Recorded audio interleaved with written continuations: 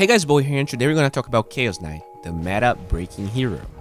This hero right now has a pretty average win rate of 50% in very high MMR games, but Batman managed to reach a 72% win rate playing 23 games of Chaos Knight in the last week. Let's start with the item build if you're into that stuff, but you can jump to the next segment if you don't like it. Batman always maxes Reality Rift, but leaves the base with Chaos Bolt level 1. He's usually 1-2-2 or 2-2-1 at level 5 depending on the game. Puts 3 points in his crit, then he maxes Chaos Bolt, learns Talon at level 10, Talon at level 15, and he only maxes the crit at level 16. The reason for that is you farm and sustain really good with 3 points of the spell, and since you don't have a guaranteed crit anymore, your Chaos Bolt and your W are overall better at fighting, which is something this hero does exceptionally well. In terms of items, Bracer, Wand, Treads into either Drums or Echo Saber. Usually he just gets Drums really early and fights with his team, but sometimes, if you didn't get a great laning stage or if they have too much burst damage, remember that now your illusions take much more damage regardless of the level of your ult. He just gets Echo Saber, but overall, even when he goes Drums first, he gets the Echo because it becomes a Silver Edge, and that's an item he pretty much gets every game, regardless of having great abilities to break. But he doesn't get Silver Edge right after the Echo Saber. He always gets Sanjay Nyasha, and this item is key for explaining why CK is doing so well. With the Lifesteal amp, CK suddenly lifesteals for 90% of the damage he does, and that's great on him and his illusions, and considering that your crit is not a one-time thing anymore, the attack speed of Yasha is great for chasing and for bursting people. Alright, so why even bother about Chaos Knight? He doesn't have a great win rate, he's not a hero that's picked so much, and I think this hero has its place in the meta, and that's because he has great matchups against a lot of heroes that are popular. Pangolier, Enchantress, Tusk has been popular for a long time, Naga Siren is a hero that shows up from time to time, Clockwork, Arc Warden, Clinks, even Kunkka that you would expect to be really good because he deals a lot of AoE damage. Timbersaw, a hero that is great versus strength heroes and illusion heroes as well, has a really 7 CK wins versus 5 losses to CK.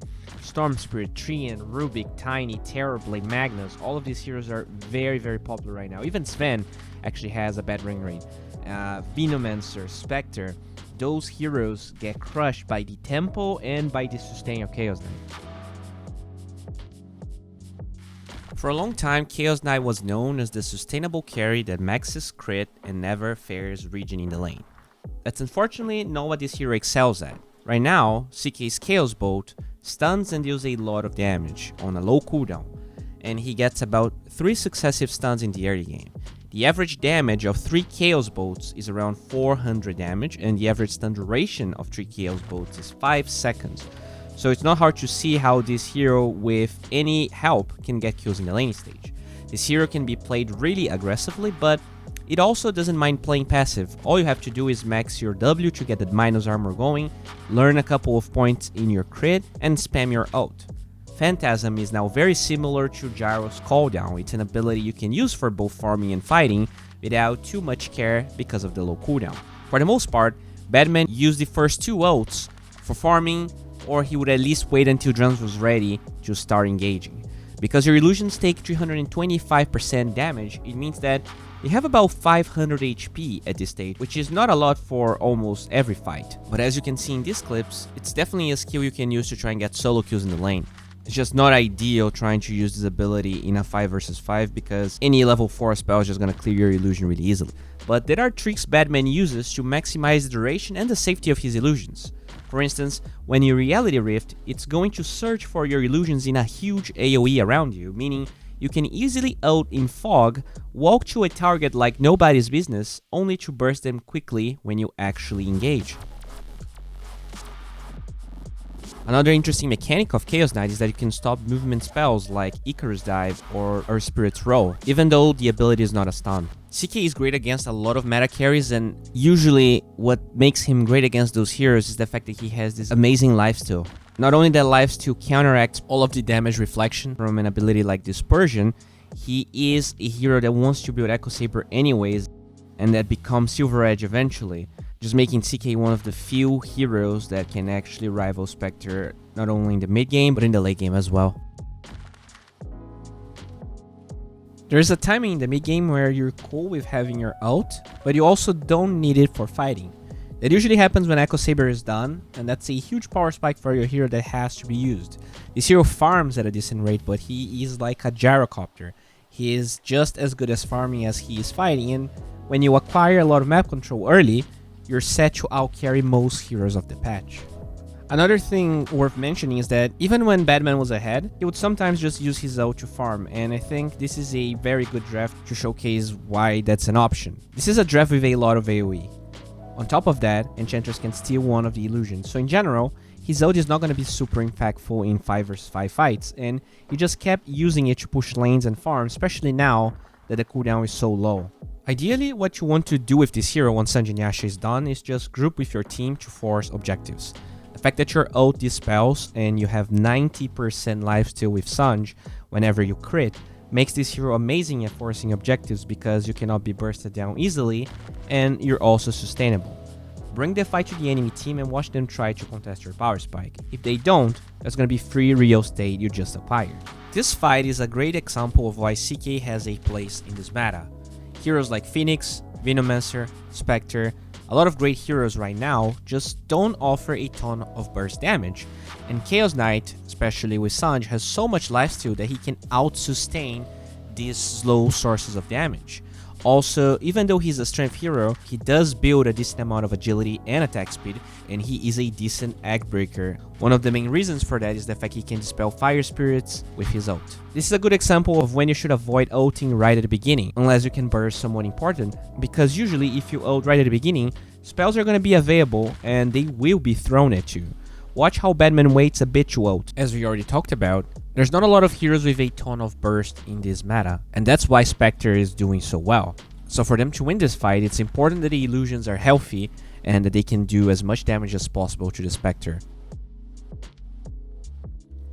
I believe that Chaos Knight's level 20 is his weakest stage in the game, especially when you play the hero like Batman does with this build.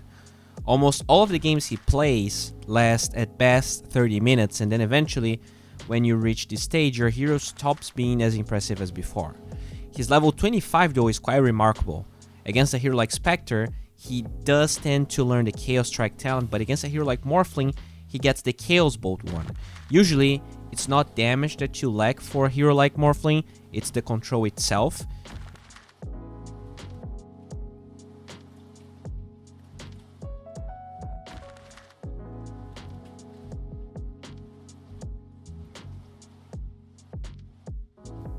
Another thing worth talking about in this game is that he buys a Lincoln Sphere, which is a pretty uncommon item on CK, but makes a ton of sense against a hero like Batrider. He picked him off a bunch of times, and while Satanic can usually be a good response to Batrider, even better when you already have a Sanjin Yasha, they have so much damage with Morphling that a lot of times reducing the lasso duration isn't enough for him to survive anyways. This is a really funny game. CK's 10k gold behind against a Magnus anti-mage draft that is pretty okay versus CK since AM can reflect Chaos Bolt and Reality Rift, but he was not expecting the Torrent followed by Tusk, and the illusions by themselves end up taking care of AM. Anti-mage decides to wait his buyback, and because CK's ult is so fast nowadays, he uses it when AM is about to respawn, winning another fight and the game in a glimpse. As we already talked about, Phantasm isn't as impressive in 5 vs 5 as before, but you should definitely use it when you can take out lone targets like this. They win the game on the spot. Even though Batman's build usually has almost no variation, he did change things up against specific heroes. Sven is one hero that just counters CK completely, and he didn't go Sanjin Yasha. He gets a Halberd and a Solar Crest. Usually CK can get away with a lot of things in the early to mid game, but as you get into the late game, heroes like Jakiro, Ember, and Void Spirit just do a lot of AoE damage and they can clear your illusions really quickly. And without them, you are reliant on being hitting at all times because your hero doesn't have that much burst damage by itself. So in this game, Batman gets BKB. It's not an item he likes to build, but it is a necessary item sometimes, especially when you cannot finish the game early enough. But usually when he's not feeling pressured, the items he gets in the late game are usually AC or Scotty. This guy plays so stupid, dude. Actually so stupid. That was a duel, by the way, but he doesn't want to press it. Now he's scared of pressing it. Hey guys, do you feel like artsy playing Dota sometimes? Even pro players feel like that all the time, and the way they are able to win so many games, besides the fact that they're really good, is knowing when to pick every hero. Dota is an ever-changing game, and I'm here to help you with that.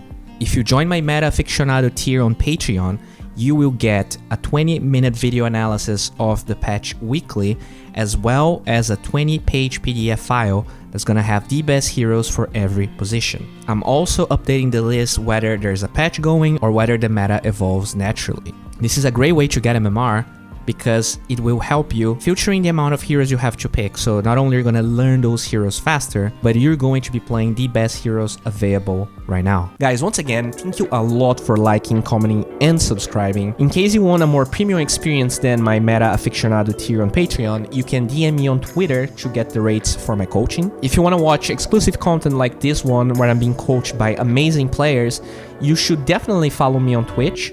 If you got back to Dota because of COVID-19, or because of the Compendium, you should join our Discord channel. There's a lot of cool people there, and in case you're a little afraid of playing Dota by yourself, I'm sure you can find a good pub partner to make your games a little better.